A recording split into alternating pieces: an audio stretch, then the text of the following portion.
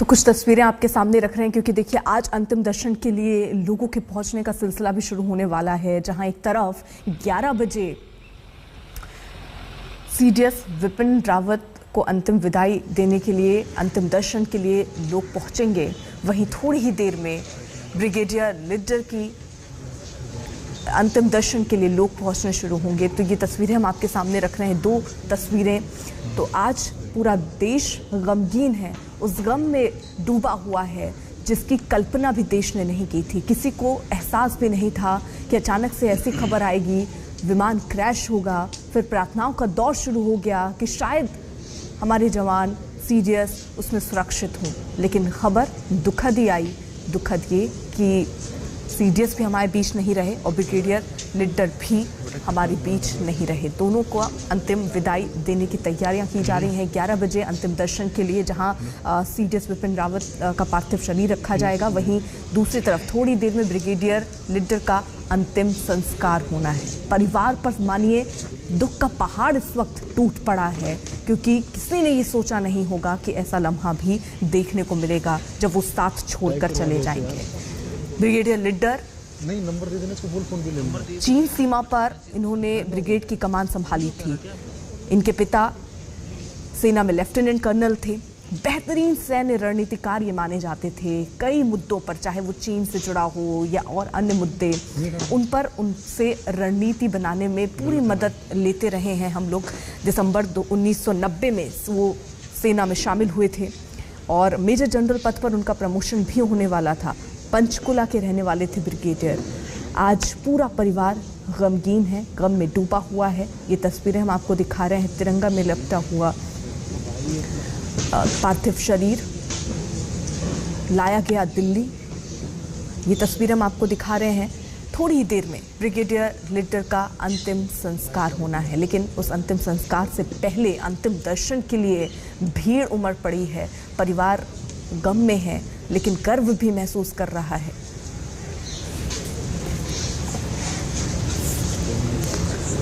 Virar square से हमारे सहयोगी मोहित इस वक्त जुड़ चुके हैं।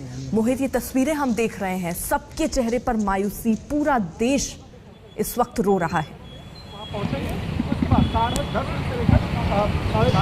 जी बिल्कुल अर्पिता, एकदम मॉर्निंग का माहौल है। अगर आप देखें पूरे देश में एक कहीं ना कहीं एक जो इमोशंस हैं जो बह रहे हैं वो दुख के ही हैं। इतने बड़े जो सीडीएस से हमने उनको खो दिया और उसके साथ ही जो 12 अन्य जाने गई हैं उनको भी कहीं ना कहीं जो देश है वो पूरी तरह से सदमे में है। वो अभी भी शोक का एक माहौल जो है वो लगातार देखने को मिल रहा है। हम इस समय खड़े हैं बेस हॉस्पिटल में, विरार स्क्वायर से एकदम ही जुड़ा हुआ ये एक अस्पताल है, मिलिट्री का अस्पताल है और इसी में पार्थिव शरीर जो बाकी के जो 12 हैं वो अभी रखे गए हैं। पीछे मैं आपको दिखा दूं, ये जो है ये बेस हॉस्पिटल है जहां पर अभी भी वो जो पार्थिव शरीर हैं उन सबको रखा गया है। दूसरी ओर अगर हम आर्मी की भी बात करें, जो मिलिट्री हॉस्पिटल्स हैं, जो फोर्सेस हैं, वो भी अपने तरीके से कहीं ना कहीं उन जितने भी जो सैक्रिफाइस हुए हैं, जो 13 जाने गई हैं उनको कमेमोरेट कर रहे हैं, उनको ट्रिब्यूट पे कर रहे हैं। और जैसे आप देख सकते हैं बेस हॉस्पिटल के सामने भी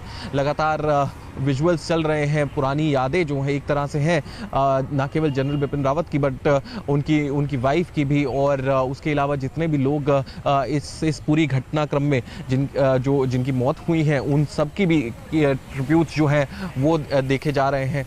तो एक जो शोक की जो लहर है जो पूरे देश में है वो ही आर्मी में भी है, नेवी में भी है और हम कहेंगे एयरफोर्स में भी है, क्योंकि सीडीएस थे उनका जो एक ऑरा था, जो उनका वर्चस्व था वो इतना बड़ा था कि उनको ना केवल आर्मी से एक सबसे छोटा जो सिपाही होते हैं, जो सबसे लोएस्ट रैंक होती है सिपाही की, वहाँ से लेकर के और जो सीनियर मोस्ट अधिकारी होते हैं वो सभी पसंद करते थे। उन्हें माना जाता था कि वो जो एक कैडेट होते हैं, जो एक ऑफिसर होते हैं, उनके ऑफिसर हैं। और हालांकि सबको यही लगता था कि वो जो डिसीजंस लेंगे वो एकदम सही होंगे। और अगर हम बात करें उनके ऑरा की, तो ये भी कहना गलत नहीं होगा कि जो स्ट्रैटेजिक इंपॉर्टेंस थी उनकी, वो भी कहीं ना कहीं देखने को मिल रही है इस समय। प्रधानमंत्री खुद कल आए थे, वहाँ पर हमने देखा श्रद्धांजलि देने भी आए थे जब पार्थिव शरीर को वापस लाया गया दिल्ली, और उस समय भी आप देख सकते थे जो इमोशंस बह रहे थे, जो चाहे हम ट्वीट्स की बात करें जिसके माध्यम से प्रधानमंत्री ने अपना शोक जताया था परसों, और उसमें सीधे तौर पे उन्होंने यही कहा था कि ये बहुत ही शोक वाली घटना है, बहुत ही दिल को दहला देने वाली घटना है जो हुई है। इतनी सारी जानें एक साथ चली गई, पहले तो वही, और दूसरा जो स्पेसिफिकली जो उन्होंने बात करी जनरल रावत की, वो अपने आप में दर्शाती है कि कितनी इंपॉर्टेंस थी उनकी, ना केवल स्ट्रेटेजिकली बट इंडिया के ओवरऑल अगर फोर्सेस में भी बात करें, और जो इंडियन डिग्निटरीज हैं प्रधानमंत्री से शुरू करते हुए उनके बीच में भी वो कितनी इंपॉर्टेंस रखते थे। और सीडीएस थे, पहले सीडीएस थे, तो उनका जो रुतबा था वो उसी हिसाब से था। और जैसे मैं आपको बता रहा था कि एक ऑफिसर के ऑफिसर माने जाते थे, कि जैसे होता है कि हर कैडेट को लगता था, हर सोल्जर को ये लगता था कि वो उनकी जो बात है वो आगे रखेंगे।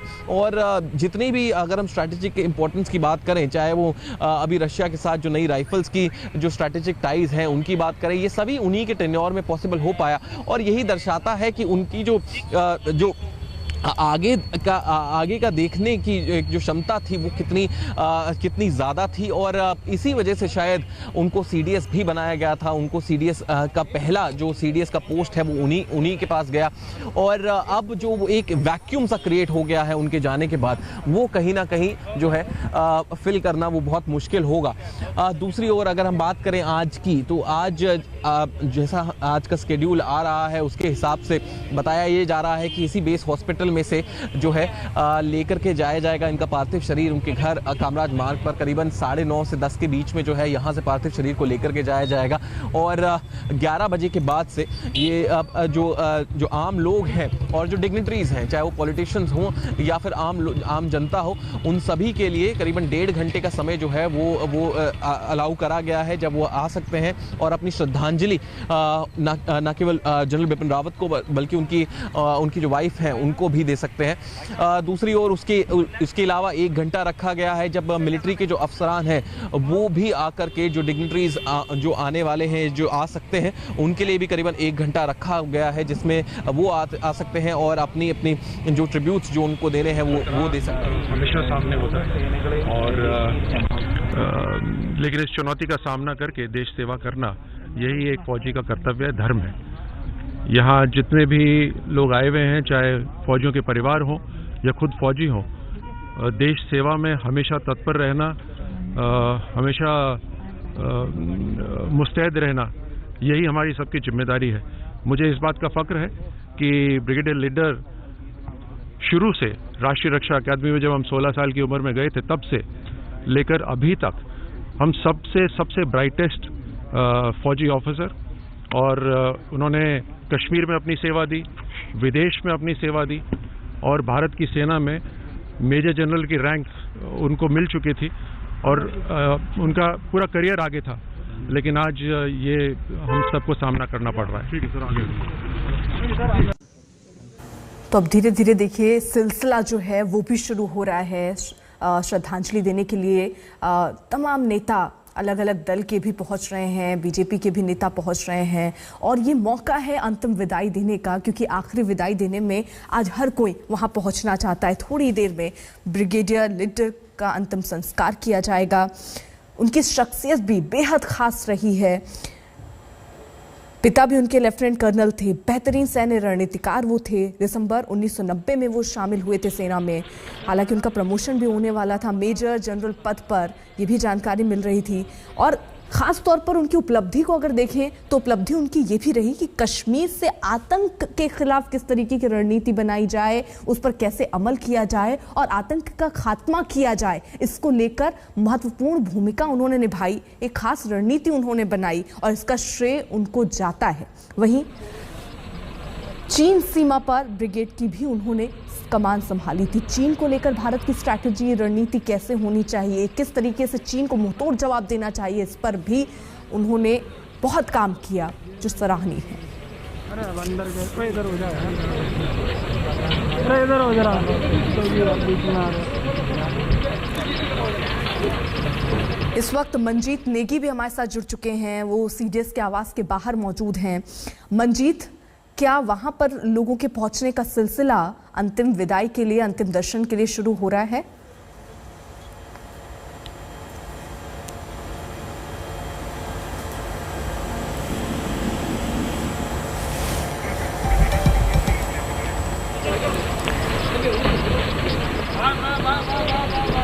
मंजीत का रुख करें उससे पहले ये जरा तस्वीरें देखिए। थोड़ी देर में ब्रिगेडियर लिडर का अंतिम संस्कार होना है। तिरंगे में लपटा हुआ ये पार्थिव शरीर, जो परिवार है वो गम में है, लेकिन वो इस गर्व में भी है कि जो काम उन्होंने देश के लिए किया वो सराहनीय है। उस पर पूरा देश इस वक्त, उनका परिवार ही नहीं पूरा देश इस वक्त गर्व कर रहा है, और गर्व से पूरा देश इस वक्त अंतिम विदाई भी दे रहा है। लेकिन दुख इस बात का, क्योंकि असमय अगर ऐसे मृत्यु होती है, निधन होता है, तो पूरा देश शोक में डूब जाता है। मोहित हमारे साथ लगातार मौजूद हैं विरार स्क्वायर से ही। मोहित, गम में तो देश है ही, लेकिन इनकी उपलब्धियों को नकारा नहीं जा सकता। आज हर कोई उनकी उपलब्धियों को याद कर रहा है, चाहे वो चीन के खिलाफ स्ट्रैटेजी बनाना हो या कश्मीर से आतंकवाद के खात्मे को लेकर स्ट्रैटेजी बनाना हो।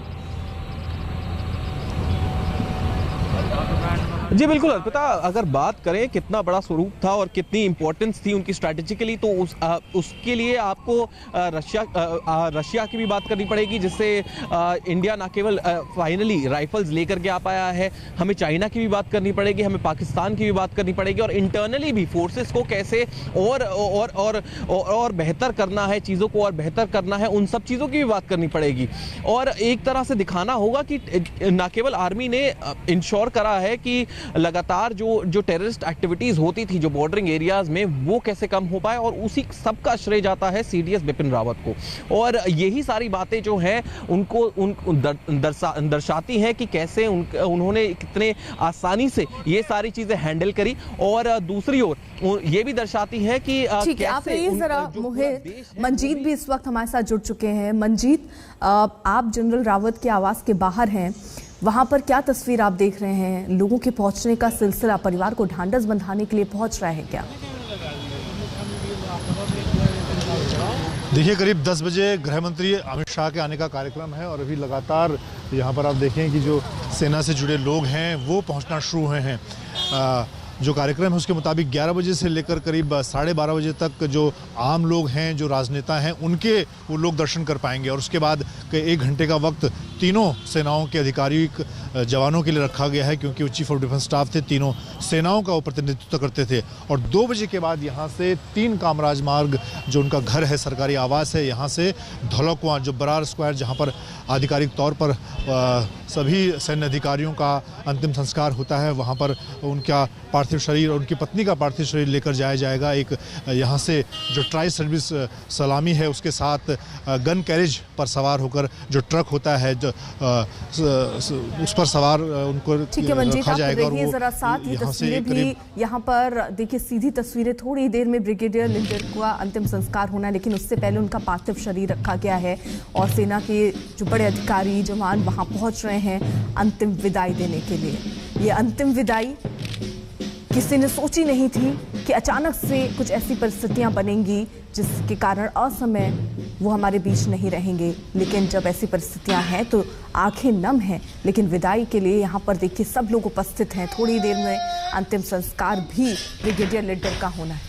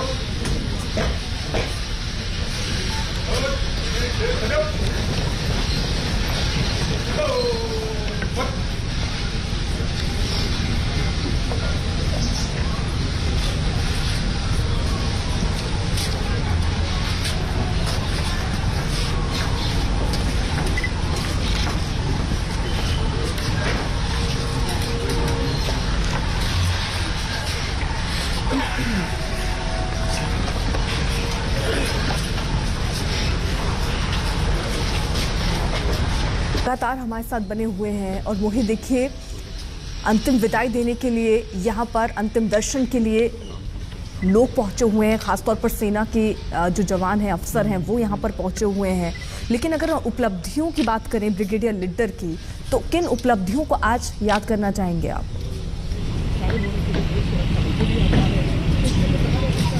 जी देखिए, लगातार जो आर्मी ऑफिसर्स होते हैं, एक तो पूरे देश में उस शोक का माहौल है ही उनको लेकर के। पहली बात तो ये है कि जैसे भी एक जवान की भी अगर जान जाती है तो देश में एक शोक का माहौल होता है। और अगर ब्रिगेडियर लीडर की बात करें तो ना केवल एक बहुमूल्य लाइफ थी जो हमने गंवा दी है, एक बहुमूल्य जीवन था जो हमने गंवा दिया है वहाँ पर ना, बट उसके साथ में जो पूरी दुर्घटना है उसको लेकर भी कहीं ना कहीं पूरे देश में शोक का एक माहौल जो है वो है, अभी देखने को मिल रहा है। आप देख सकते हैं अपने टीवी स्क्रीन पर कैसे इतने सारे जो फोर्सेस के जो अफसरान हैं वो सारे वहाँ पर देखने को मिलेंगे आपको। और ये ना केवल दर्शाता है कि किस तरह से ब्रिगेडियर लीडर ने जो इम्पोर्टेंस थी उनकी फोर्सेस में, ना केवल वो दर्शाता है, बल्कि एक और चीज़ जो वो सिंपली दर्शाता है वो ये है कि उन्होंने कितनी सारी ज़िंदगियों को छुआ है, कितने सारे लोगों के जीवन से वो जुड़े रहे हैं, जो लगातार जो वहाँ अगर आप देखेंगे तो एक जो कारवां बनता जा रहा है सिर्फ श्रद्धांजलि देने के लिए उनको, वो बहुत ज़्यादा इम्पोर्टेंट है। और वही जो चीज़ है, यही सारी चीज़ें हैं जो ऑफिसर्स को अलग बनाती हैं। जो अगर हम आर्मी की बात करें या नेवी की बात करें, एयरफोर्स की बात करें, तो यही सारी चीज़ें हैं जो उनको अलग बनाती हैं बाकी लोगों से। वो एक चीज़ दर्शाती है सिंपली कि कैसे ये ना केवल वो अफसर थे जो लोगों से जुड़े हुए थे, बल्कि जो एक जवान होते हैं उनसे तक जुड़े हुए थे। और यही वजह है कि अभी इस मौके पर भी सभी की जो आंखें हैं वो नम है। सभी अपने जो लास्ट रिस्पेक्ट्स हैं वो देना चाहते हैं अपने। ये जरा आप साथ मंजीत नेगी भी हमारे साथ मौजूद हैं। मंजीत, उपलब्धियों का जिक्र कर रहे थे हम कि ब्रिगेडियर लीडर की क्या उपलब्धियां रहीं, चाहे वो चीन सीमा को लेकर स्थितियां जो रहीं उसके लिए स्ट्रैटेजी बनानी, रणनीति बनानी हो, कश्मीर से आतंक के खिलाफ लड़ाई लड़नी हो, इन सब को लेकर उन्होंने स्ट्रैटेजी बनाई। आज कितना बड़ा योद्धा, कितना बड़ा रणनीतिकार हमने खो दिया है।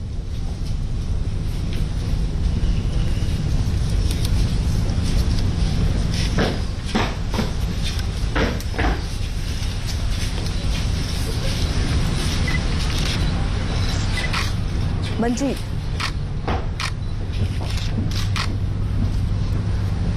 तो शायद उन तक आवाज़ नहीं पहुंच रही, एक बार फिर से कनेक्ट करने की कोशिश करेंगे। लेकिन ये जो सीधी तस्वीरें हैं ज़रा देखिए, यहाँ पर परिवार जो है वो गम में है, समझ सकते हैं आप, क्योंकि असमय अगर ऐसी खबर आए तो वाकई चौंकाने वाली है। और इसीलिए परिवार वाले गम में हैं। सिर्फ परिवार वाले नहीं, पूरा देश इस वक्त बेहद दुख में, गम में है, क्योंकि एक बड़ा योद्धा हमने खोया है, एक बड़ा रणनीतिकार हमने खोया है। ब्रिगेडियर लीडर को अगर हम जानना चाहें तो चीन सीमा पर ब्रिगेड की उन्होंने देखिए कमान संभाली। उनकी एक बेटी है, 12वीं में पढ़ती है, उससे अपने पीछे छोड़कर चले गए हैं ब्रिगेडियर लीडर।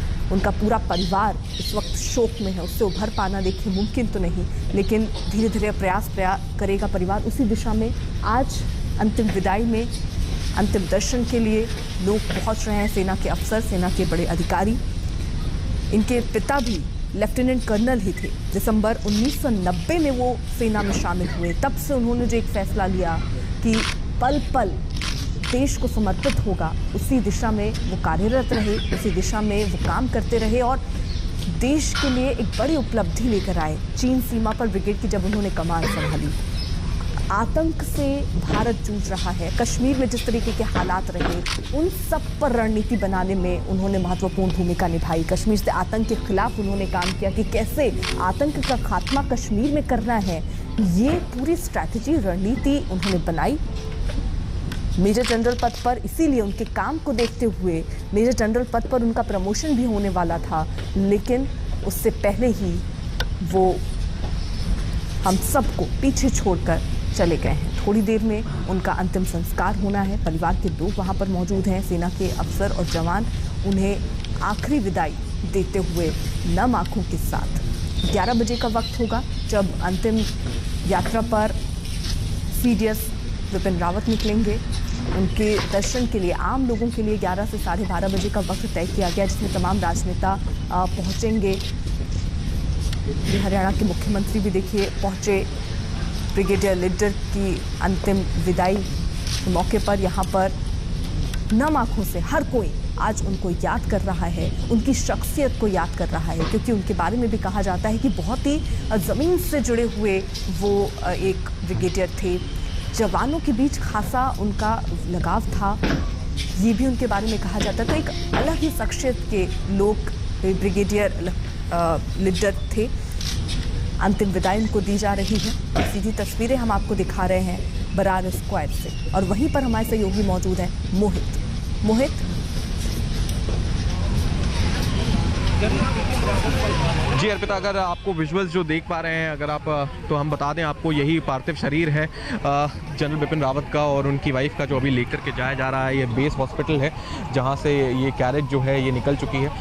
ओवरनाइट यहां पर रखे गए थे सारे पार्थिव शरीर, और इसके बाद जो है यहां से अब लेकर के जाया जा रहा है। पूरा एक आर्मी का जो एक कैवलकेड है, जो प्रोसीजरल कैवलकेड है, उसके साथ में ये जो पार्थिव शरीर हैं दोनों, ये लेकर के जाए जा रहे हैं। और अब इनके जो रेजिडेंस है कामराज मार्ग पर, वहाँ पर लेके जाया जाएगा। और आपको बता दें कि उसके बाद ही जो ट्रिब्यूट्स की जो पूरा प्रोसीजर है वो शुरू होगा 11 बजे से। आम जनता और जो डिग्निटरीज़ हैं उनके लिए ट्रिब्यूट्स का समय है 11 से 12:30 के बीच में, और करीबन 1 बजे 12:30 से लेकर के 1:30 बजे तक का जो समय है वो रखा गया है। जितने भी आर्मी नेवी और जो एयरफोर्स हैं, जितनी भी फोर्सेस हैं, उनके पर्सनल्स के लिए, उनके ऑफिसर्स के लिए वो आ सकते हैं और अपनी अपनी श्रद्धांजलियाँ जो हैं वो दे सकते हैं सीडीएस को उनके बाकायदा घर पे जा कर के। 2 बजे का समय है जब एक ऐसी ही एक कैवलकेड, एक यात्रा में उनके पार्थिव शरीर को लेकर के जाया जाएगा सीधे बरार स्क्वायर, यहाँ पे जो क्रेमेटोरियम है वहाँ पर लाया जाएगा अंतिम संस्कार के लिए। और तब तक हम अपने दर्शकों को दोबारा से बता दें कि जो पार्थिव शरीर है सीडीएस का और उनकी जो वाइफ है उनको लेकर के जाया जा चुका है यहाँ से। कुछ ही क्षणों में ये जो है कैरेज जो है ये बाकायदा उनके घर पहुंचेगी कामराज मार्ग पर, और वहीं से जो पूरी तैयारियां हैं जो शुरू हो चुकी हैं पहले से ही, उसके बाद जो है अंतिम यात्रा जो कही जा सकती है वो उनके घर से शुरू होगी क्रेमेटोरियम तक, जो कि बाकायदा बरार स्क्वायर में ही है। वापस लाया जाएगा। करीबन 8 से 10 किलोमीटर की पूरी ये यात्रा जो रहेगी वो होगी। और आपने देखा कि कैसे जो कैरेज है इसे लेकर के जाया गया है अभी बेस हॉस्पिटल से। ओवरनाइट जितने भी शरीर थे, जितने भी पार्थिव शरीर थे, उन सभी को यहीं रखा गया था बेस हॉस्पिटल में। और उसके बाद जो अब जो ट्रिब्यूट्स की जो पूरा ट्रिब्यूट्स का जो पूरा शेड्यूल है वो शुरू होगा। यहाँ पर जो जितने भी अंतिम दर्शन के लिए जो शरीर हैं उनको घर पे रखा जाएगा कामराज मार्ग पर। और उम्मीद ये है कि सीनियर मोस्ट कैबिनेट मिनिस्टर्स जो हैं वो भी आ सकते हैं। आंकलन ये लगाया जा रहा है कि चाहे वो सीनियर मोस्ट होम मिनिस्टर हैं, चाहे और कोई कैबिनेट मिनिस्टर्स हों, सभी के आने की उम्मीद लगाई जा रही है वहाँ पर भी। और उसके बाद जो एक यात्रापूर्ण जो ये शरीर हैं इनको लाया जाएगा बरार स्क्वायर पे, जो क्रेमेटोरियम है वहाँ पर। और जो फाइनल राइट्स हैं जो हैं वो वहीं पर होंगे। जो अंतिम संस्कार है वो बरार स्क्वायर पर होगा। बिल्कुल, और ये तस्वीरें हम आपको दिखा रहे हैं जहां ब्रिगेडियर लीडर को अंतिम विदाई दी जा रही है। हरियाणा के मुख्यमंत्री भी वहां पर पहुंचे, उन्हें श्रद्धांजलि दी। वहीं ये तस्वीरें हम आपको दिखा रहे हैं, सेना के जो अफसर हैं वो भी पहुंच रहे हैं। अब से थोड़ी देर में अंतिम संस्कार ब्रिगेडियर लीडर का होना है, उससे पहले हर कोई उन्हें श्रद्धांजलि दे देना चाहता है, और इसीलिए ये सिलसिला अभी चल रहा है। तमाम जो वीआईपी मूवमेंट है वो यहाँ पर शुरू हो सकता है। बरार स्क्वायर संस्थान पर ये डोवाल यहाँ पर पहुँचे, लोगों के पहुँचने का सिलसिला जो है वो भी यहाँ पर चल रहा है। हर कोई इस वक्त इस लम्हे में अंतिम विदाई देने के लिए पहुँच रहा है।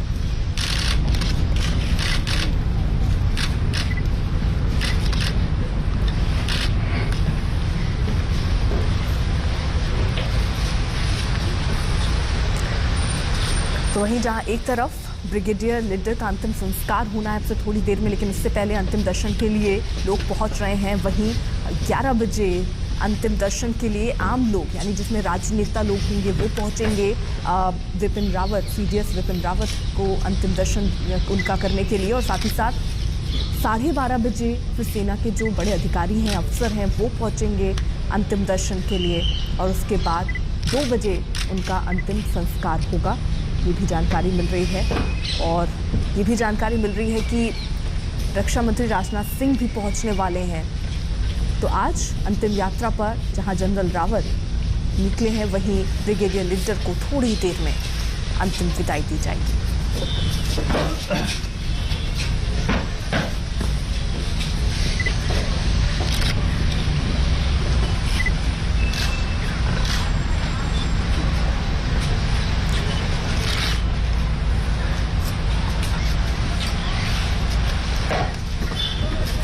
तो आपको बता दें, brigadier leader general Bipin Rawat के रक्षा सहायक भी थे। तीनों सेना में सुधार के लिए उन्होंने व्यापक कार्य किए। तीनों सेना के बीच समन्वय का रोड मैप उन्होंने तैयार करने में अहम भूमिका निभाई।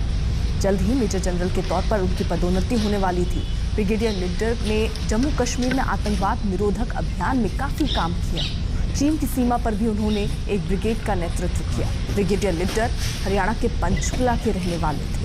अंतिम विदाई देते हुए इस वक्त सेना के बड़े अधिकारी गौरव सावंत हमारे साथ, हमारे सहयोगी इस वक्त जुड़ चुके हैं। गौरव, ब्रिगेडियर लीडर के अंतिम विदाई में लोग पहुंच रहे हैं। आज किन शब्दों में आप उनको याद करेंगे और उपलब्धियां वो कौन सी होंगी?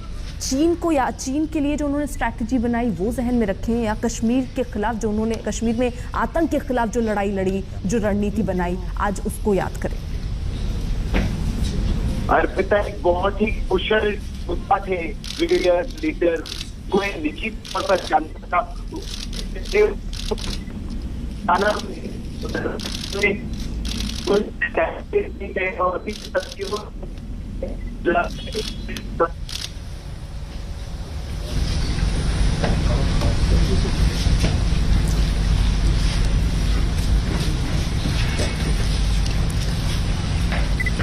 मोहित भी हमारे साथ मौजूद हैं।